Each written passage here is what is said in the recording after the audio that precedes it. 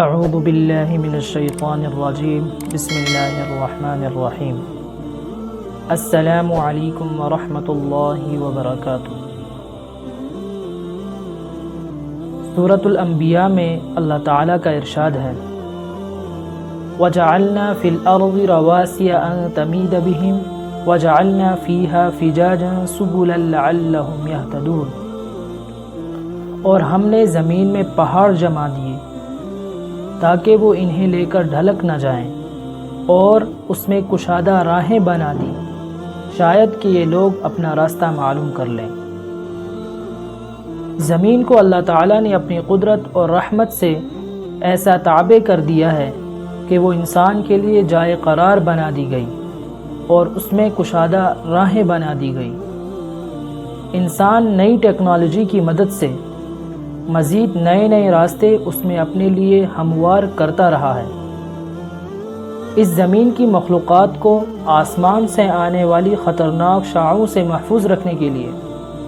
اللہ تعالیٰ نے ایسے انتظامات فرمائے ہیں،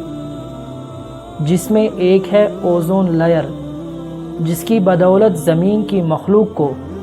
ریڈیشن، الٹرا وائلٹ ریز اور گلوبل وارمنگ سے محفوظ رکھا گیا ہے۔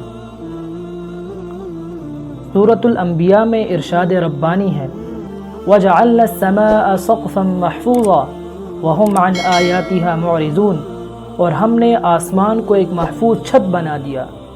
مگر یہ ہیں کہ اس کی نشانیوں کی طرف توجہ ہی نہیں کرتے۔ کیا یہ نشانی کافی نہیں ہے؟ ایک ارحم الراحمین ہستی نے اپنی قدرت اور رحمت سے اس زمین کی مخلوق کی حفاظت کے لیے اتنے عظیم الشان انتظامات فرمائے ہیں۔ زمین میں حرارت اور روشنی کا انتظام اس طرح فرمایا گیا ہے کہ ایک شمسی نظام قائم کر کے سورج کو حرارت، توانائی اور روشنی کا ذریعہ بنایا گیا، اور زمین کو اپنی محور پر گردش کا پابند بنا کر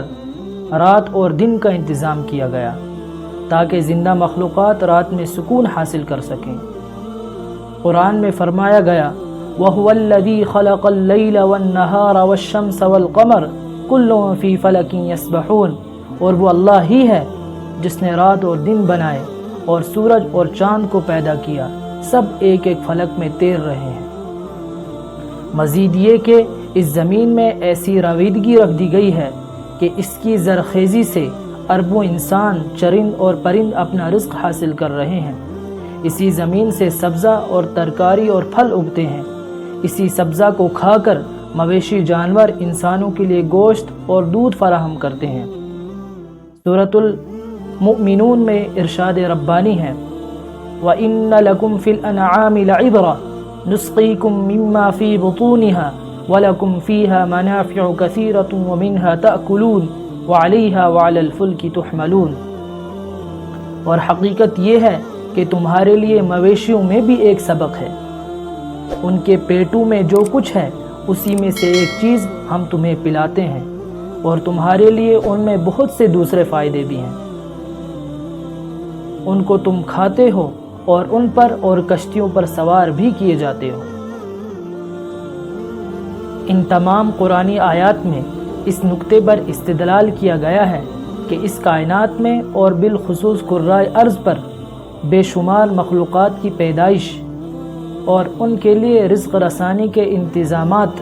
اور ان کی مسلسل نسلی افزائش کا سامان ایک حکیم، قدیر اور مدبر ہستی کی طرف اشارہ کر رہی ہے، اور اس کائنات میں ایسی فائن ٹیوننگ کی گئی ہے کہ ایک بڑے عریض خلا میں ستارے اور سیارے اپنے اپنے مداروں میں حالت حرکت میں ہیں۔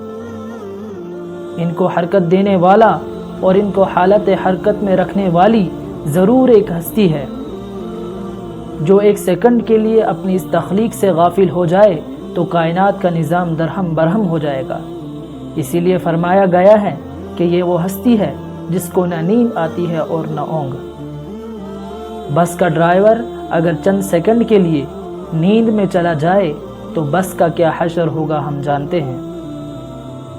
جبکہ اس کائنات میں ایسے ستارے ہیں جو کروڑوں میل فی گھنٹے کی رفتار سے حرکت کر رہے ہیں۔ ہمارا پورا نظام شمسی بھی 1,28,000 کلومیٹر فی گھنٹے کی رفتار سے محو سفر ہے۔